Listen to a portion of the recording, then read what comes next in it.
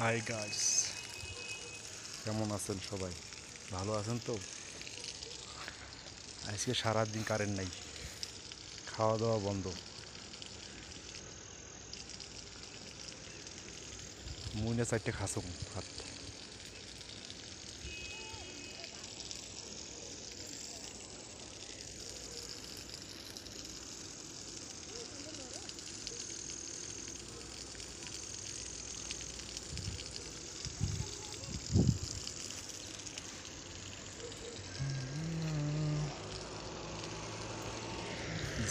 জায়গাটা জায়গাটা কেমন হয়েছে দেশ? জায়গাটা কেমন আছে এখন কমেন্ট করে দেন।